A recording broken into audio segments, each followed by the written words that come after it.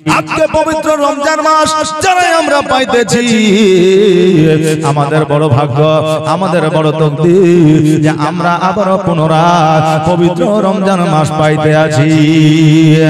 এই পবিত্র মাসটা হলো আমার আল্লাহর তরফ থেকে রহমতের মাস। এই মাসে আপনি জবান দ্বারা একটা আয়াত পড়িলে যে আপনার 10টা নেকি পাইতা, পবিত্র রমজান মাসে 70টা নেকি পাইবা। এই আপনার অন্যান্য মাসে যখন আপনি খাবারটা খাইবে, ওই খাবারটা খাইলে আপনার শরীরটা তরুয়া তাজা হবে, ওই খাবারটা খাইলে আপনার দুর্বলতা দূর হয়ে যাবে, ওই খাবারটা খাইলে আজকে আপনার কোনো নেকি হবে না। কিন্তু পবিত্র রমজান মাসে আপনি যখন ইফতার করবেন, খাবারও খাওয়া হবে, আপনার নেকির খাতায় নেকি লিপিবদ্ধ হবে।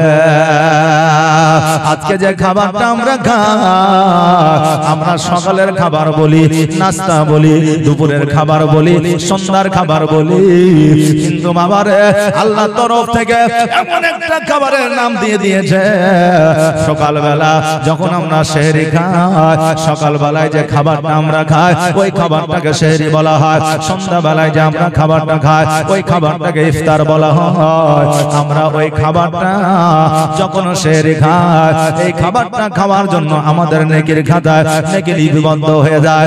সন্ধ্যাবেলায় যখন ইফতার করি, যতক্ষণ পর্যন্ত ইফতার নিয়ে বসে থাকবো, আল্লাহ জিকির আজকার করব, দোয়া দরুদ পড়ব, ততক্ষণ পর্যন্ত আমার আপনার নেকির খাতায় নেকি লিপিবদ্ধ হবে। জোরে বলেন সুবহানাল্লাহ।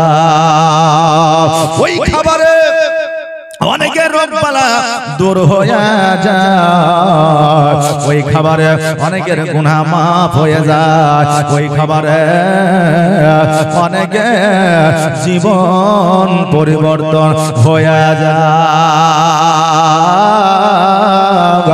আজকে আমরা পবিত্র রমজান মাস পাইলে আমরা পবিত্র রমজান মাসে রোজা রাখি না বাবারে। আজকে আমাদের মধ্যে এত অলসতা, পবিত্র রমজান মাসে আজকে সামান্য কিছু আজকে আমরা সামান্য কিছু অজুহাত দেখায়া আমরা পবিত্র রমজান মাসে রোজা রাখি না। আজকে পিতা মাতার সামান্য ভুল আমরা দেখার পরে ওই পিতা মাতাকে আমরা সম্মান করি না, ওই পিতা মাতাকে আমরা দেখাশোনা করি না, ওই পিতা মাতাকে আমরা অবহেলা করি। বাবাজি ভাইয়ের একটা কথা কান দিয়ে শোনা, কারণ হইল পিতা মাতা যে জগতের মধ্যে দোষ করবে না এটা কিন্তু কথা নয়, কারণ তারাও জগতের মধ্যে মানুষ, আর মানুষ মাত্রায় ভুল বাবা হয় না, হয় না? মানুষ মাত্রায় ভুল হয়, পিতা মাতারও ভুল হয়, কিন্তু আমার দয়ার নবী মায়ার নবী সাল্লাল্লাহু তাআলা আলাইহি ওয়াসাল্লাম তিনি বলে দিয়েছেন, জগতের মধ্যে যুবকরা তোমার পিতা মাতার দ্বারা যদি কোনো দোষ হয়ে যায়, অন্যায় হয়ে যায়, তুমি সন্তান হইয়া তোমার পিতা মাতার বিচার করতে পাবে না। ওই পিতা মাতা যদি সন্তানের হক আদায় না করে, ওই পিতা মাতা যদি সন্তানকে সঠিকভাবে ভাগ বুঝায় না দেয়, ওই পিতা মাতা চারটা সন্তানকে যদি চার প্রকারে না দেখে, চারটা সন্তানকে যদি একই নজরে না দেখে, যদি এক একজনকে এক এক নজরে দেখে, এর জন্য কিয়ামতের দিন ওই আপনার আব্বা মাকে জবাব দিতে হবে। বান্দারে আমরা জানি সন্তান যদি পিতা মাতাকে না দেখে, ওই পিতা মাতার জন্য ওই সন্তান জাহান্নামে যাবে, কিন্তু আমরা এটা জানি না যে আমরা সন্তানকে যদি সঠিকভাবে যদি আমরা ন্যায্য ভাবে যদি আমরা তাদের হক বুঝায় না দিই, ওই পিতা মাতাকে কিয়ামতের দিনে জাহান্নামে যাইতে হবে। আরে আমার বাবাজি ভাইরা, আজকে জগতের মধ্যে আমাদের হালালের প্রতি ইন্টারেস্টটা কমে গেছে, হারামের প্রতি ইন্টারেস্টটা বেড়ে গেছে, কারণ আমরা এক ভাই অপর ভাইয়ের হকটা মেরে খাই, আমরা এক বোন অপর বোনের হক মেরে খাই। আজকে বাপ মায়ের হকটা আমরা সন্তানেরা আদায় করি না, আজকে বাপ মা সন্তানের হকটা আদায় করে না। বাবারে এই হক মারার গুনাহ যে এত গুনাহ, হক মারার গুনাহ হলো কাবিরা গুনাহ। এই কারো হক যদি আপনি মেরে খান, আর আপনার কোটি কোটি টাকা দিয়ে যদি মসজিদও বানায় দেন, কোটি কোটি টাকা দিয়ে যদি আপনি মাদ্রাসাও বানায় দেন, কোটি কোটি টাকা দিয়ে যদি আপনার জাকাত দিয়ে দেন, তবুও আপনার ইবাদত আল্লাহর দরবারে কবুল হবে না। এই জন্য বাবা, ভাই হইয়া ভাইয়ের হক মারবেন না, বোন হইয়া বোনের হক মারবেন না। অনেক ভাই আছে সম্মুখের পজিশনটা ভাই নিয়েছে চালাকি করে, পেছনের পজিশনটা অপর ভাইকে দিয়েছে, এইভাবে জগতের মধ্যে চলতে আছে। আরে বাবা, আজকে তুমি যতই উপাসনা করো না কেন, আজকে যার হক তুমি মেরেছো তার কাছে যতক্ষণ পর্যন্ত ক্ষমা না চাইবা, তার কাছে যতক্ষণ পর্যন্ত ক্ষমা প্রার্থী না হইবা, ততক্ষণ পর্যন্ত আমার আল্লাহ তোমাকে ক্ষমা করবে না। এই জন্য বাবারে, জীবনে কারো কোনোদিন হক মেরে খাবেন না, কারণ জগতের মধ্যে কয়েকদিনের জন্য আমরা এসেছি, জগতের মধ্যে 60 বছর 70 বছরের জন্য এসেছি। ওই কবরের উমর ভর আমাদের থাকতে হবে। এই জগতের কথা বেশি না ভাবিয়া ওই জগতের কথা আমরা যদি ভাবি, আমাদের দ্বারা কাবিরা গুনাহ হবে না। এই জন্য আমার দয়ার নবী মুস্তাফা সাল্লাল্লাহু তাআলা আলাইহি ওয়াসাল্লাম বলেছে, উম্মত উম্মতিরা রে, আজকে তুমি যদি পাওনাদার হও, আজকে যদি তুমি কারো কাছে দেনা করো, ধার করো, আর ওই ধারটা পরিশোধ না করিয়া মসজিদে যদি লক্ষ টাকা দান করো, তোমার ওই দান কোনো কাজে আসবে না। এই জন্য তোমার ধার দেনা বাকি যদি থাকে, দান করার আগে ওই বাকিটা তুমি পরিশোধ করো। বাবারে, কথাটা শুনতে হয়তো খারাপ লাগলে, এটা বাবা আমার কথা নয়, এটা আমার দয়ার নবী মুস্তাফা সাল্লাল্লাহু তাআলা আলাইহি ওয়াসাল্লামের কথা। বাবাজি ভাইরা,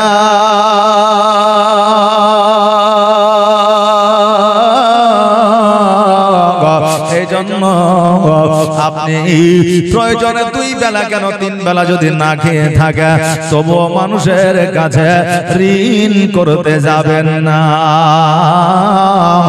ঋণ অবস্থায় যদি যে দিয়েছে সে যদি মারা যায়, ঋণ অবস্থায় যদি আপনি মারা যান, একে অপরের যতক্ষণ পর্যন্ত ক্ষমা না করবে, ততক্ষণ পর্যন্ত যতই নাকি উপার্জন করেন না কেন, ততক্ষণ পর্যন্ত আল্লাহ আপনাকে জান্নাতি করবে না।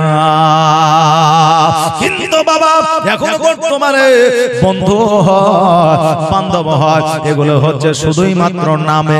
এখন বন্ধু যে এটা হচ্ছে আমার ফ্রেন্ড, কলিজার ফ্রেন্ড, আজকে ফেসকার ফ্রেন্ড বলে কি বলে না, যে আত্মার ফ্রেন্ড। আজকে যে বন্ধুগুলো হয়, 100-র মধ্যে 99টা বন্ধু হচ্ছে আপনার ফালতু, বেকার। কেন না? কারণ বন্ধু বন্ধু তৈরি করে টাকা পয়সা ধার নেওয়ার জন্য।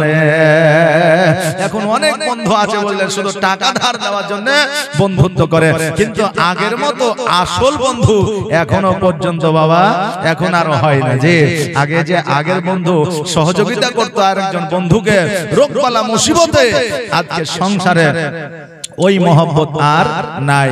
আগে বন্ধুর স্ত্রীকে বোন মনে করতো, নাকি বলেন? আগে বন্ধুর স্ত্রীকে বোন মনে করতো, আর এখন বন্ধুর স্ত্রীকে বৌদি মনে করে। যে শুনতে খারাপ লাগলো, এটা বাস্তব। জীবনী অনেক শুনেছেন, জীবনের সাথে সাথে প্র্যাকটিক্যালি আমাদের কিছু জ্ঞান না আসলে ওই আমাদের জীবনীটাই শোনা হবে, কাম কিছু হবে না। হ্যাঁ বাবাজি ভাইরা, এই জন্য বন্ধুত্ব যদি তৈরি করতে হয়, এমন বন্ধুত্ব তৈরি করো জীবনে দুনিয়ার মধ্যে উপার্জন না করতে পারলে, দুনিয়ার মধ্যে জীবনে বড় লোক না হইতে পারলে, কিয়ামতের দিনে তোমাদের বন্ধুত্ব দেখিয়া আমার আল্লাহ তাবারক তাআলা তোমাদের জীবনের গুনাহ খাতাগুলো মাফ করিয়া তোমাদের জান্নাতবাসী করবে। জোরে বলেন সুবহানাল্লাহ। কারণ হইল আমার নবী মুস্তাফা সাল্লাল্লাহু তাআলা আলাইহি ওয়াসাল্লামের সঙ্গে আমার আল্লাহ তাবারক তাআলা বন্ধুত্ব দোস্তালি ছিল। জোরে বলেন সুবহানাল্লাহ। আমার আল্লাহ আমার নবী মুস্তাফাকে কতবার হাবিব বলে ডেকেছে তার কোনো শেষ নাই। আর হাবিব শব্দের অর্থই হলো বন্ধু। জোরে বলেন সুবহানাল্লাহ। আরে আমার বাবাজি ভাইরা, তাই আপনাদের কয়েকটা জিনিস আমি উপদেশ করে যাই। এক নম্বরে হলো বন্ধুত্ব করবেন স্বার্থের জন্য নয়, বন্ধুত্ব করবেন আখিরাতের বাজারের জন্য। জোরে বলেন সুবহানাল্লাহ। আবার আপনি কারো কোনোদিন হক মেরে খাবেন না। ভাই চাইছে যে আমাকে সামনে দাও, আরেকজন ভাই চাইছে সামনে দাও। কেউ বাবা যদি ছোট হইয়া বলে ঠিক আছে তুমি লাও, এক কাঠা কেন, এক হাত কেন, এক কাঠা বেশি লাও, বেরাদার যে বেশি নিবে তাকে তো কিয়ামতের দিন বেশি জবাব দিতে হবে, নাকি বলে? যে বেশি নিবে তাকে বেশি জবাব দিতে হবে। কারণ হইল এই জন্য তো আমার নবী মুস্তাফা সাল্লাল্লাহু তাআলা আলাইহি ওয়াসাল্লাম বলেছে যে একজন ধনীর চাইতে একজন গরীব কিয়ামতের দিন 50,000 বছর আগে জান্নাতে যাবে। জোরে বলেন সুবহানাল্লাহ। 50,000 বছর আগে ধনীর চাইতে গরিবেরা আগে জান্নাতে যাবে। কারণ ধনীরা জগতের মধ্যে কিছু তাপ পায়নি, যে অসুবিধা হয়েছে, টাকা আছে, পরিত্রাণ পেয়ে গেছে, যেটা মন চেয়েছে সেটা নিয়েছে, যেটা মন চেয়েছে সেটা খেয়েছে, বড় বড় রেস্টুরেন্টে গিয়ে টাকা ব্যয় করেছে, কারণ তার টাকার অভাব নাই। কিন্তু একটা গরিব পারে না, পেরেছে? ওর মন চেয়েছে যে আমি 1 কেজি গোশত নিয়ে এসে খাবো, পকেটে টাকা নাই, পারে নাই। আর মন চেয়েছে রেস্টুরেন্টে গিয়ে আমার স্ত্রীকে নিয়ে, আমার সন্তান আদিকে নিয়ে শখ করে খাবো, টাকা নাই, পারে নাই। এই জন্য তো বড় লোকদের চাইতে গরিবেরা 50,000 বছর আগে জান্নাতি হবে। জোরে বলেন সুবহানাল্লাহ। এই জন্য বাবারে জীবনে জগতের মধ্যে ভাই যদি আপনার কাছে জমি চায়, আপনার ভাগটা রাখিয়া ভাইকে দিয়ে দেন, তবে 1 কাঠা বেশি নেবেন না, প্রয়োজনে ভাইকে দিয়ে দেওয়ার চেষ্টা করবেন। কারণ হইল ওই ভাইকে জবাব বেশি দিতে হবে। আমাদের মধ্যে ফেরকাবাজি চলছে, অনেকে বলছে 8 রাকাত পড়তে হবে, অনেকেই বলছে 20 রাকাত পড়তে হবে। আরে বাবা, হাদিস দলিল কোরআন তো আপনি দূরে রাখেন, কিন্তু যখন আপনার 5টা থেকে সন্ধ্যা 5টা পর্যন্ত কাজ করিলে আপনি 500 টাকা মজুরি পান। আর যখন আপনি 5টা থেকে 10টা পর্যন্ত আপনি কাজ করবেন, তার জন্য বেশি মজুরি পাবেন। ওভার ডিউটি নাকি বলেন, বেশি মজুরি পাবেন।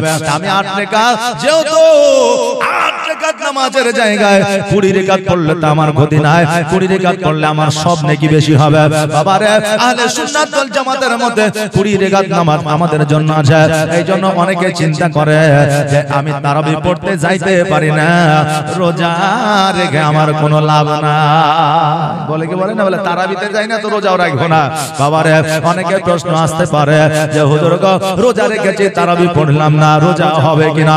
হ্যাঁ বাবাজি ভাইরা, আমার মা বোনেরা, রোজা হলো আপনার জন্য রমজান মাসে ফরজ। আপনি রোজা রেখেছেন, আর রোজা রাখার পরে আপনি সন্ধ্যাবেলায় ইফতার করলেন, তারাবি তো হয়তো যাইতে পারলেন না, তারাবি হয়তো পড়তে পারলেন না, তাই বলে আপনার রোজা নষ্ট হবে না, রোজা হয়ে যাবে। এখন আপনি নেকি থেকে বঞ্চিত হবেন, কিন্তু রোজা বাদ হবে না, রোজা বাতিল হবে না বিরাদার। তবে আমরা এখন বর্তমানে যেভাবে রোজা রাখি, আমাদের রোজাটা শুধু মুখেই রাখে, মানে কিছু খাবার খাই না, বাকি সবকিছু আমাদের রোজা থেকে বঞ্চিত থাকে। শুধু রমজান মাসে রোজা কি মুখ আর পেটে রাখে না, পুরো শরীরটাতে রাখে। রোজা পুরো অঙ্গের জন্য, পুরো শরীরের জন্য।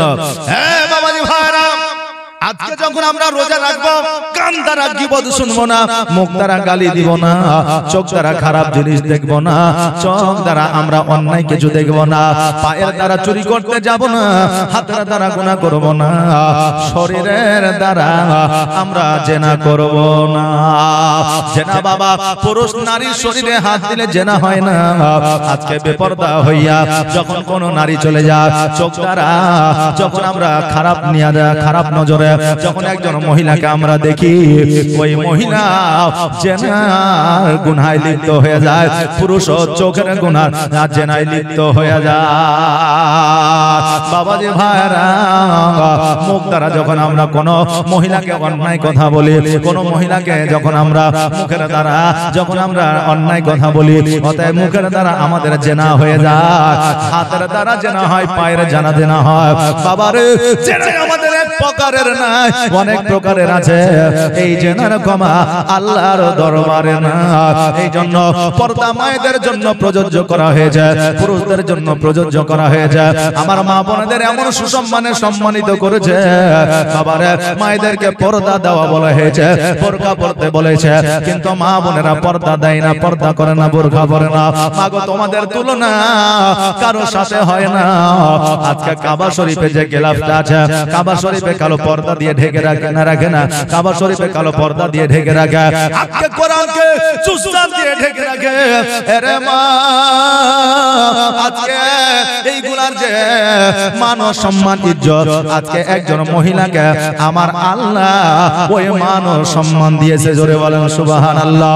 একজন মাকেও কালো পর্দা দিয়ে, কালো কাপড় দিয়ে ঢেকে রাখতে বলা হয়েছে, কিন্তু আমার মা বোনেরা আজকে বর্তমানে শরীরে দেখায়া, বর্তমানে আমার মা বোনেরা চেহারা দেখায়া না জানে কি মজা কি স্বাদ পায়, আমার মা বোনেরাই জানে, আমরা জানি না। বাবারে, মা ফাতেমার কথা বলতেছিলাম আগামীকালকে বলেছিলাম, আমার মা ফাতেমা জোহরা রাদিয়াল্লাহু তাআলা আনহা একটা নয়, দুইটা নয়, 13টা আপনার কন্যাকে মুসলমান বানিয়েছিলেন। 13টা কন্যাকে মুসলমান বানায়া আমার নবী মুস্তাফার বাড়িতে যখন আসলে, আমার নবীজি বলে, ফাতেমা, ও ফাতেমা, আজকে তোমার মুখে এত সুন্দর হাসি কেন রে মা?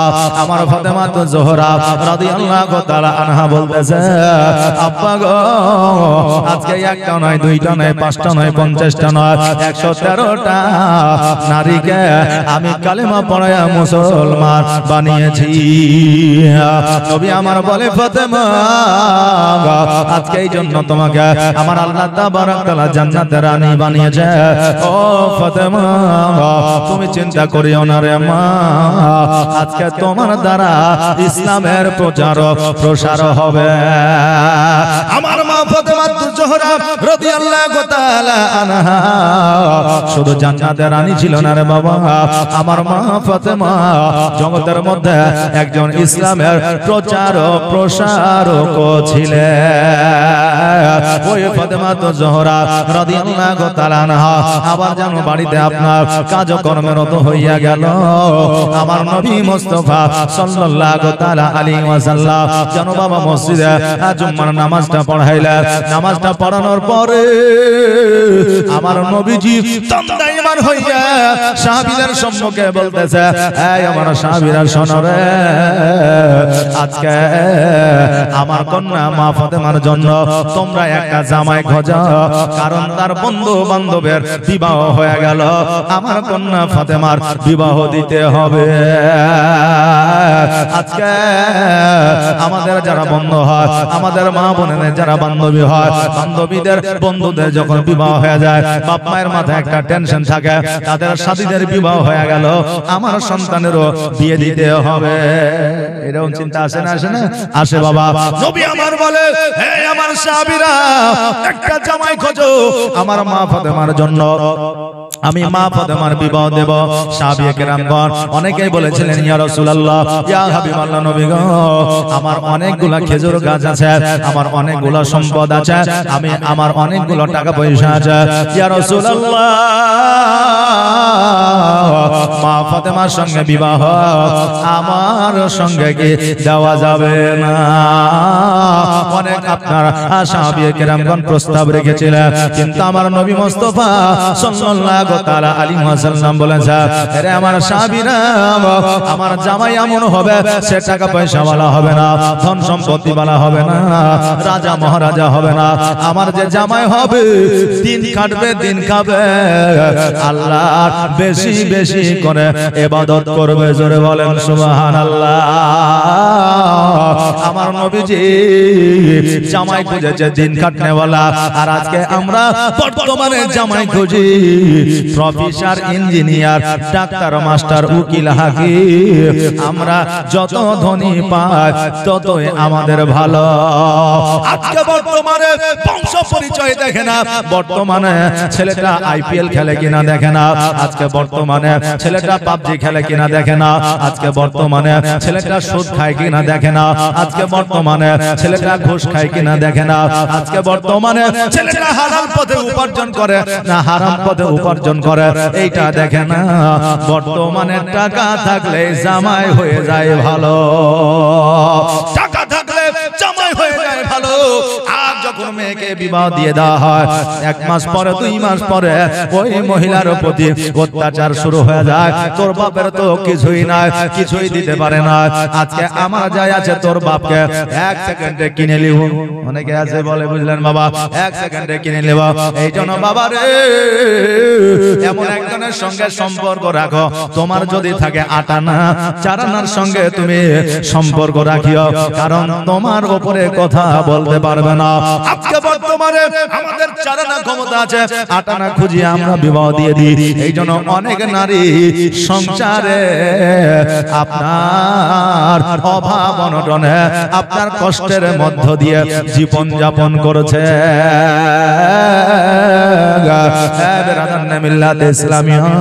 জামাই কেমন খুঁজতে হবে এই আদর্শ আমার নবী শিখায় দিয়েছে। জামাইয়ের সঙ্গে কেমন ব্যবহার দেখাইতে হবে এই আদর্শ আমার নবী শিখায় দিয়েছে। মেয়ের সঙ্গে কেমন সম্পর্ক রাখতে হবে এটাও আমার নবীজি শিখায় দিয়েছে। আজকে আমরা যদি নবীর পথ অনুসরণ করি আমাদের কোনো জায়গায় অসুবিধা হবে না। আমার নবী মুস্তাফা বললেন সাহাবীরা এমন একটা জামাই খোঁজো যে জামাই দিন কাটে দিন আনে দিন খায়, ওই জামাইকে আল্লাহ ভালোবাসবে। কারণ হইল আমার আল্লাহ তাবারাক তাআলা নিজে বলে দিয়েছে আমি যাকে টাকা দিয়েছি পয়সা দিয়েছি সম্পদ দিয়েছি আমার ইবাদত থেকে তারা দূরে সরে আছে। যাদেরকে টাকা দিয়েছি আর আজকে তারা আমার ইবাদত থেকে দূরে আছে। এবার আপনি প্রশ্ন করতে পারেন হুজুর গো আমাদের এলাকায় হাজি আছে গাজী আছে আলেম আছে ওলামা আছে অনেক টাকা পয়সা আছে কিন্তু নামাজ কাজা করে না।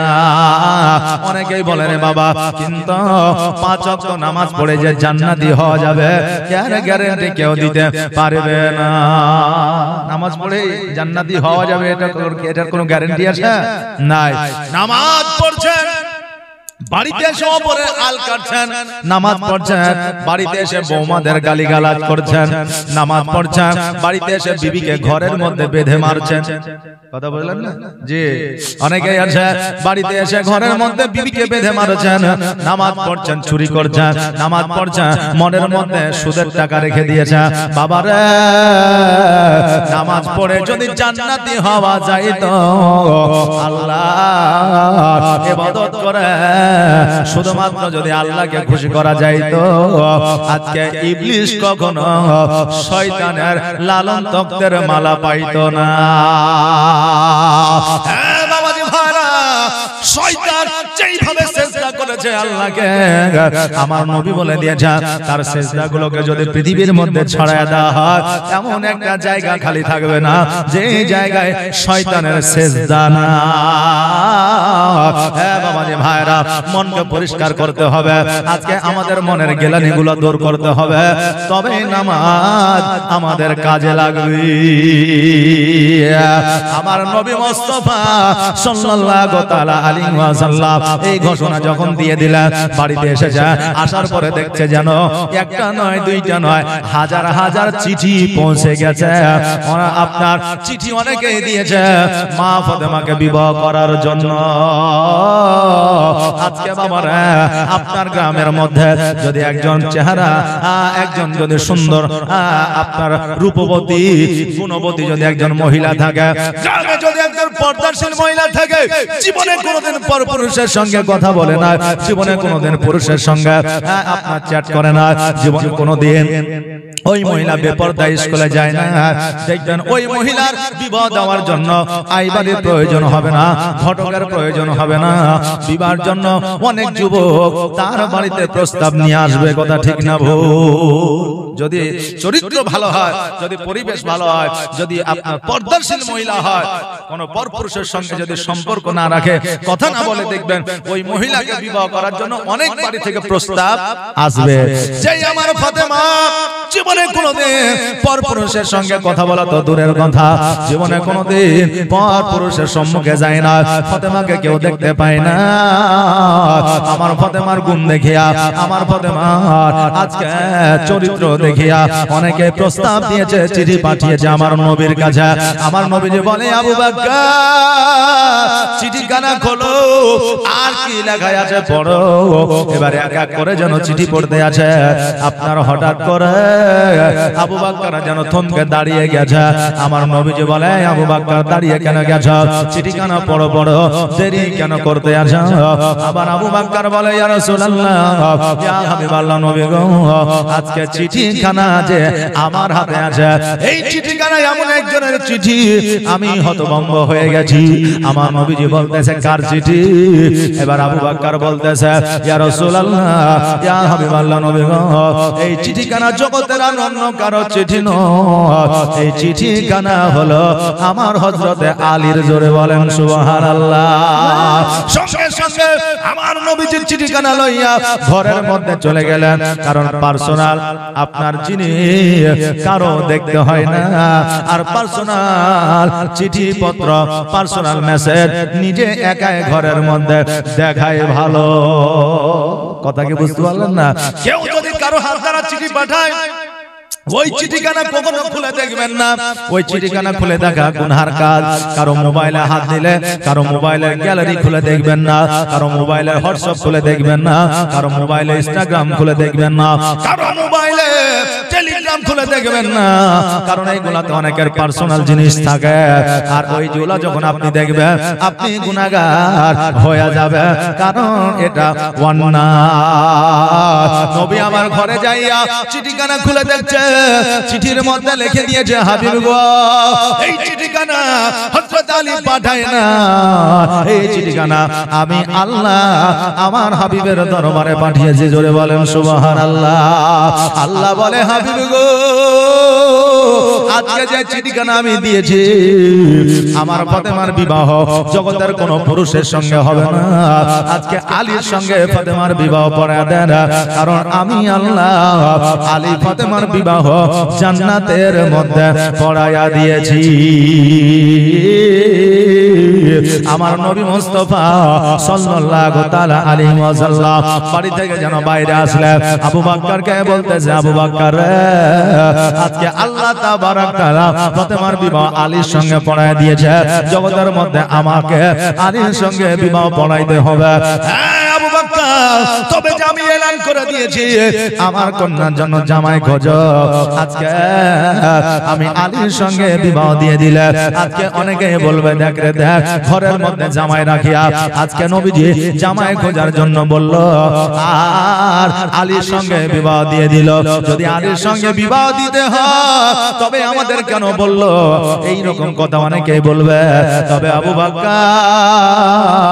তুমি আরবের মধ্যে এলান করে দাও যে আজকে ফাতেমাকে যে বিবাহ করতে চায়, আজকে সবার আগে কোরআন খতমের সব যে অর্জন করতে পারবে, আমি নবী আমার ফাতেমা তার সঙ্গে বিবাহ দিয়ে দিব।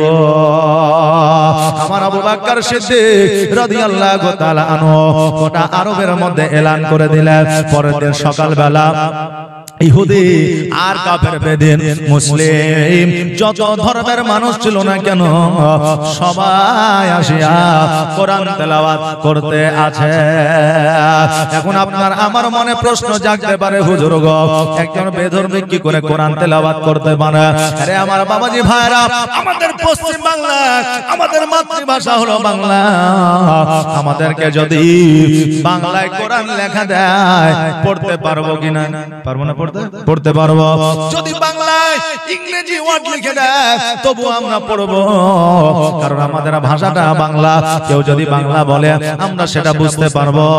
আজকে ওই আরবের মধ্যে কাফের, বেদিন, ইহুদি, নাসারা যারাই ছিল না কেন, কারণ আরবের মাতৃভাষা ছিল আরবি, আরবের আপনার শিক্ষাটা ছিল আরবি, এই জন্য আরবি সবাই পড়তে পারতো। এই বলে সবাই আপনার কোরআন তেলাওয়াত করছে। আবু বকর ঘুরে ঘুরে দেখছে। এবার দেখার পরে আবু বকর নবীজির কাছে যাইয়া বলে, ইয়া রাসূলুল্লাহ, ইয়া হাবিবাল্লাহ, নবী গো, আজকে সবাই দেখি কোরআন পড়ে, কিন্তু আলীকে দেখা যায় না। নবী গো,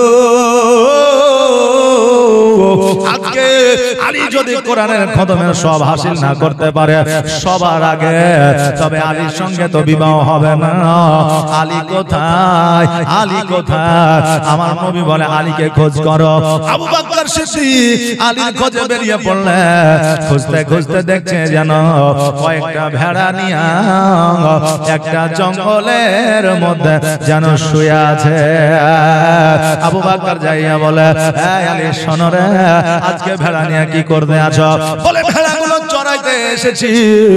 বলে, এই আলী, ভেড়া আর চড়াইতে হবে না, চলো চলো, আজকে ফাতেমার সঙ্গে তোমার বিবাহ হবে। আলী বলছে যে ফাতেমার সঙ্গে আমার বিবাহ হবে, এটা তো আমার বিশ্বাস হচ্ছে না, কারণ আমি তো একজন রাখাল, আমার তো টাকা নাই, পয়সা নাই, ধন নাই, সম্পত্তি নাই, কিছু নাই। আর ফাতেমা এত গুণবতী একজন মহিলা, রূপবতী মহিলা, এত চরিত্রবান মহিলা, আজকে তার সঙ্গে আমার বিবাহ হবে, এটা কেমন কথা হয়ে গেল? আবু বকর বলছে, আলী, আজকে জগতের মানুষ ফাতেমার সঙ্গে তোমার বিবাহ দেবে এটা তো দূরের কথা, আমার আল্লাহ তাবারাক তাআলা তোমার সঙ্গে ফাতেমার বিবাহ জান্নাতে পড়িয়েছে। জোরে বলেন সুবহানাল্লাহ। আলী বলতেছে, তবে আমাকে যদি বিবাহ করতে হয়, আমি যদি বিবাহ করি, আমি ছাগলগুলো, বকরিগুলো চড়াইয়া, ভেড়াগুলো চড়াইয়া, তারপরে আমি পরিষ্কার পরিচ্ছন্ন হয়ে আসতেছি। আবু বকর বলতেছে, শোনো রে, এর মধ্যে একটা কম্পিটিশন আছে, একটা প্রতিযোগিতা আছে।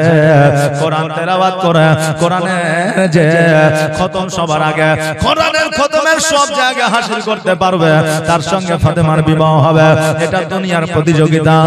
আলী মিজকে হাসি দিয়ে বলতেছে, জগতের মধ্যে কোরআনের একটা খতমের সব অর্জন করা আমি আলী আমার কয়েক সেকেন্ডের কাজ। আবু বকর বলছে যে এই আলীর কয়েক সেকেন্ডের কাজ একটা কোরআনের খতমের সব হাসিল করতে, এটা কেমন হয়ে গেল? আলী, যদি কয়েক সেকেন্ডের কাজ হয়, তুমি দেরি করিও না। হযরত আলী রাদিয়াল্লাহু তাআলা বাড়িতে আসলেন, আসার পরে গোসল বানাইলেন, আর গোসল বানানোর পরে মসজিদের দিকে যেন চলতে আরম্ভ করলেন। বাবারে, বিবাহ মানুষের জীবনে একবারই হয়।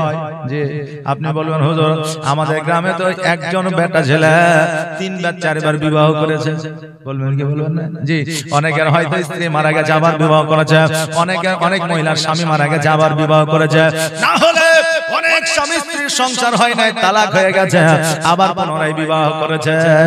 কিন্তু বাবারা, আমি কেন বললাম বিবাহ মানুষের একবারই হয়? কারণ প্রথম বিবাহে যে সুখ ও শান্তি, যে স্বাদ পাওয়া যায়, ওই স্বাদ 100টা বিবাহ করলে আর পাওয়া যায় না। এই জন্য বাবারে, বিবাহ করাটা আমার আল্লাহ তাবারাক তাআলা সবচাইতে একটা বড় নিয়ামত। স্ত্রীর স্বামীর জন্য নিয়ামত, স্বামী স্ত্রীর জন্য নিয়ামত। আজকে বিবাহ করতে গেলে কে না জানে আপনার পরিষ্কার পরিচ্ছন্ন হয় না।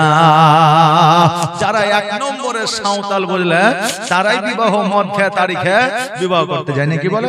কিন্তু যার পরিবেশ ভালো, যে শিক্ষিত মানুষ, যে ইসলাম ধর্মের মানুষ, তারা পরিষ্কার পরিচ্ছন্ন হয়ে ছাড়া তারা বিবাহে যাবে না। গেছে কোনোদিন? যায় না। একজন মহিলা তার ভাইকে বলছে, ভাই রে, আজকে 1 মাস ধরে গোসলও করিসনি, দাড়িও শেভ করিসনি, চুলও কাটিসনি। তবে আজকে কেন, যতদিন ঠান্ডা পার না হবে ততদিন গোসলও করবো না, দাড়িও কাটবো না, চুলও কাটবো না। মানে চুল দাড়ি কাটলে তো গোসল করতে হবে, এই জন্য চুল দাড়িও কাটবো না, গোসলও করবো না। ওসব আমাকে বুদ্ধি দিস না, তুই বাড়ি যা। তো মেয়েটা বলছে যে, আব্বা তো বলছিল যে তোর ভাইয়ের বিয়েটা দিয়ে দিব, তা আজকে বউ দেখতে যাওয়ার কথা ছিল। তো বলছে, তুই আগে বলিসনি, সঙ্গে সঙ্গে যে দাড়ি মুছ কাইটা একবার শেভ হয়ে গোসল টোসল করে চলে আসলো। কথা বললেন না?